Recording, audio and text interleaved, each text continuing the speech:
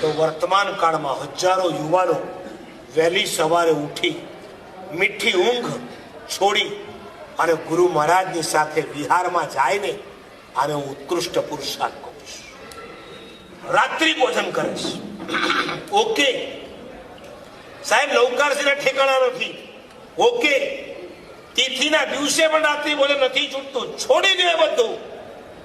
પણ વિહાર મારા સાહેબ 108 અઠવાડિયામાં 3 વિહાર ન કરે તો ચેન નથી પડતું એને. કેપ્ટન પર ફોન જાય, મને કેમ તમે વિહાર નથી આપતા? આવા ભાગ્યશાળી સવારે 4 વાગે ઉઠવાનું, 5 વાગે પહોંચવાનું, 2.5 કલાક મારા સાહેબની સાથે પહોંચાડવાના, પાછા અડધા કલાકે મકાનમાં ઘરે આપવાનું, લગભગ 4 કલાકની ડ્યુટી આપવાની. પોતાની ઊંઘ, પોતાની ભૂખ, પોતાના શરીર, આ બધા શ્રમને ગૌણ કરવાના અને જે ભોગ આપવાનો. આવા વિહાર સેવા ગ્રુપના યુવાનોને હું કહું છું, એમનો પુરુષાર્થ એટલે ઉત્કૃષ્ટ પુરુષાર્થ છે. સુરતમાં એન્ટ્રી મારી, નીલકંઠના 35 યુવાનો સામે લેવા આવ્યા.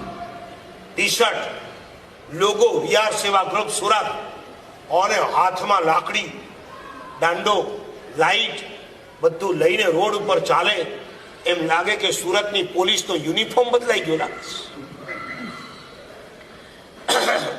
સુરત નીલકંઠથી પાલ ગયા, પાલવાડ, પાલથી કૈલાસનગર, કૈલાસનગરના 40 થી 50 યુવાનો જે રીતના અમને અમારી સાથે 2 કલાક વિહારમાં, ભલે આમ હતું કેટલું 5 કિલોમીટર, વચ્ચે વચ્ચે ઘણા બધા બમ્પ આવે, ક્યાંય કંટાળ્યા વગર બધા સાથે રહી અહીંયા સુધી પહોંચાડ્યા. તમને શું કહું, તમારી અનુમોદના જે મારે કરવી છે હું નથી કરતો. મને ગામે ગામ સાધુ સાધ્વીજી, ખાસ કરીને સાધ્વીજી ભગવાન તો મને કે મારા સાહેબ આ વિહાર સેવા ગ્રુપના યુવાનોને અમે એટલી દુઆ આપીએ છીએ, અમે એટલા આશીર્વાદ આપીએ છીએ, જિંદગીમાં તમને કોઈ દુઃખ ના આવે, જિંદગીમાં તમને કોઈ રોગ ના આવે, જિંદગીમાં તમને ક્યારેય સમાધિ વગર તમારું જીવન ન જાય. આવા આશીર્વાદ તમને લોકોને હજારો સાધ્વીજી ભગવંતો રોજ સવારે આપે છે. જરાક આળસના કારણે જો છોડી દીધું હોય તો આળસને છોડી દેજો.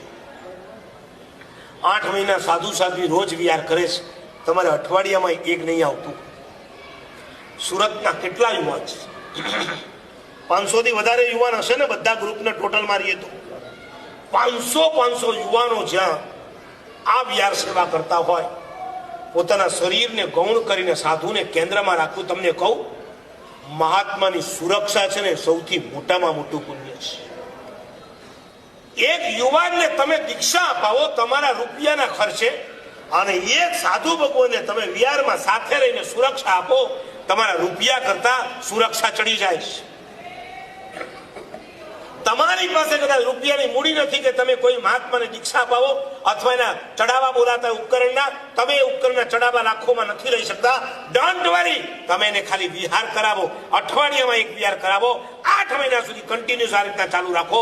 તમે જે લખલૂટ પુણ્ય બાંધો, અરે પુણ્ય કરતા તમે જે કર્મ નિર્જરા કરો છો જેનો કોઈ હિસાબ નથી. એક મુમુક્ષુને તૈયાર કરવા માટે સાધુના 9 ને જે પાણી ઉતરી જાય છે, નાની વાત છે. સંસારની અનુકૂળતા છોડાવી પ્રતિકૂળતાના માર્ગે, સંયમના માર્ગે લાવવા એ કોઈ નાની વાત છે? અને લાવ્યા પછી એને ટકાવવા, એના ઉત્સાહને ટકાવવો એ કોઈ નાની વાત છે? કેટલો પરિશ્રમ કરે, મા બાપ કેટલો ત્યાગ કરે, ભાઈ બહેન પોતાના ભાઈ બહેનને, લાડકવાયા ભાઈ બહેનને મન પર કેટલી મક્કમતા કરીને આ માર્ગે મોકલતા હોય, અને એ સાધુ કે એ સાધ્વી રોડ ઉપર ડ્રાઈવરની ઉપેક્ષાને કારણે, એની બેદરકારીને કારણે એક પૈડું ફરી જાય અને કાયમ માટે એના શ્વાસ પૂરા થઈ જાય. એને આંખ નીચાતા 1 મિનિટની વાર નથી લાગતી, એને તૈયાર કરતા વર્ષો લાગતા હોય છે, અને એની જિંદગીને સમાપ્ત કરતા 1 મિનિટ નથી લાગતી. પણ એ જિંદગી જો બચી જતી હોય ડ્યુ ટુ વિહાર સેવા. હું 8 વર્ષ પછી નીકળ્યો છું અમદાવાદથી. નેશનલ હાઈવે રોડ નંબર 8 ઉપર ચાલુ, ત્યારે મને ખબર પડી કે આ વિહાર સેવા ગ્રુપના યુવાનો શું કામ કરે છે. જાનના જોખમે ઓવરટેક તો જાણે એમના બ્લડમાં આવી ગયું છે ડ્રાઈવરોના. તમે ચાલતા હો, તમે સફેદ પટ્ટાની અંદર ચાલતા હો ને છતાં પણ તમારી બાજુમાંથી પસાર થાય, ઘણી વાર એમ લાગે કે આપણે બચી ગયા. વિહાર સેવા ગ્રુપનો યુવાન બાજુમાં હતો માટે એક યુવાન બાજુમાં ન હોય ને તો મહાત્માને ટક્કર મારીને કદાચ ચાલ્યો ગયો હોત. ચિક્કાર દ્રષ્ટાંતો છે મારી પાસે. તમે એમ સમજતા તો મારા સાહેબ એક પણ એક્સિડન્ટો નથી થયા ને, અરે નથી થયા એ જ આપણી મોટી જીત છે. 10 વર્ષ પહેલા કેટલા એક્સિડન્ટ થતા હતા અને આ 10 વર્ષમાં કેટલા એક્સિડન્ટ પર કંટ્રોલ આવી ગયો ડ્યુ ટુ વિહાર સેવા. અને આ જ યુવાનો ન હોત તો કદાચ તમારે આજે જેમ કોરોનાની અંદર સાંભળીએ છીએ પેલા ગયા એવી રીતના એવરી યર આપણને સાંભળવા મળ્યા. આજે જંબુ વિજયજી ગયા, કાલે ફલાણા ગયા, પરમ દિવસે ઠીકણા ગયા. બીજા બધા પુરુષાર્થ કદાચ ઓછા વધતા હોય. અને બેઠેલાઓને કહું છું, જીવનમાં શરીરમાં તાકાત છે, મનમાં ઉત્સાહ છે, ત્યાં સુધી આ પુરુષાર્થને ક્યારેક ગૌણ નહીં કરતા, આ સેવાને નહીં છોડતા. તમારા વારસામાં તમારા દીકરાને તમે શું આપશો મને ખબર નથી. ગાડી આપશો, બંગલો આપશો, કેશ આપશો, શું આપશો મને ખબર નથી. પણ તમે જે વિહાર સેવા વર્ષો સુધી કરી છે એ તમારા દીકરાને આપીને જજો વારસામાં. તમારો દીકરો પણ ભવિષ્યમાં એમ કહી શકે મારા પપ્પાએ 10 વર્ષ વિહાર સેવા કરી. વારસામાં બીજું બધું તો ઠીક, પણ આ વિહાર સેવા આપીને ગયા છે ને એને હું જિંદગી સુધી નહીં છોડું. આ ઉત્કૃષ્ટ પુરુષાર્થ છે. નવકાર શીખ લાગી પાછી પરમાત્માની પૂજા કદાચ ઓછી વધતી થાય ને, ચિંતા નહીં કરતા. ક્યારેક 10 વાગે ઘરે આવો, થાકી ગયા, સુઈ ગયા અને પૂજા રહી ગઈ, સાંજે કોઈ પૂછે પૂજા કરી, ત્યારે રુદ્ર નહીં રોતા, હાય રે હાય આ જુઓ ને આજે વિહાર સેવામાં ગયા એમાં પૂજા રહી ગઈ એમ કરીને તમારા પુણ્યને બાળી નહીં નાખતા. ગર્વ કે સાથ છાતી ફૂલાવીને કહેજો ભાઈ રોજ પરમાત્માની દ્રવ્ય પૂજા હતી, આજે પ્રભુની આજ્ઞાનું પાલન સ્વરૂપ ભાવ પૂજા કરવાનો લાભ મળ્યો. પરમાત્માના દેરાસરમાં અડધો કલાક પૂજા કરું છું. હા, વધારે બેસો છો? કલાક બેસો છો? નોર્મલ કોર્સમાં 1 કલાકથી વધારે પૂજા કરો છો? નથી કરતા. અને વિહારમાં જાવ તો 2-2.5 કલાક ઓછામાં ઓછા થાય. જવાબવાના ભેગા ગણી લો 3-3.5 કલાક થાય. આ 3.5 કલાક તમે શું કરો છો ખબર છે?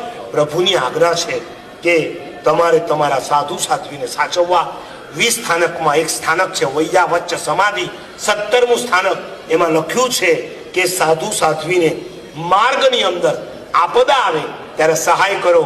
અને એ સહાય કરો એનાથી કયું કર્મ બંધાય? તીર્થંકર નામ. લાવો તો ખરા આખી દુનિયાની અંદર કોઈ વિહાર કરે છે કોઈ ધર્મમાં? હું અત્યારે છે કે અમદાવાદથી આવ્યો, 3 એપ્રિલે નીકળ્યો અને 2 તારીખે 1 તારીખે આવ્યા ને અમે 1 મે કે 2 મેના આવ્યા. 1 મે અમરોલીમાં આવ્યા. 1 મહિનામાં મને રસ્તામાં કોઈ બાબો, કોઈ જોગી, કોઈ જતી, કોઈ ભામટો, કોઈ સંન્યાસી, કોઈ ધર્મનો સાધુ ચાલતો જોવા નથી મળ્યો. ચાલતા મળ્યા હોય મારા મહાવીરના શાસનના સાધુ અને સાધ્વીજી મળ્યા, બાકી કોઈ ચાલતું નથી. આખી દુનિયાએ જ્યારે પગે ચાલવાનું બંધ કરી દીધું છે ત્યારે એક પ્રભુનું શાસન છે, પ્રભુની આજ્ઞાનું આજે પણ પાલન કરે છે. અને એમાં તમે સહાયભૂત બનો છો. કેટલી લખલૂટ નિર્જરા કરો છો. આળસ બધી બાજુ પર મૂકી ફરીથી તૈયાર થાવ, જોમ સાથે તૈયાર થાવ, તમારા ગ્રુપને મજબૂત કરો અને ફરી એકવાર વિહાર સેવામાં લાગી જાઓ. અને પહેલાની જેમ સુરતના યુવાનો ધમધમતા થઈ જાય અને સારામાં સારી વિહાર સેવા કરી પ્રભુ શાસનના સાધુ સાધુની સુરક્ષા કરે એ જ શુભેચ્છા. વિતરાગ પરમાત્માની આજ્ઞા.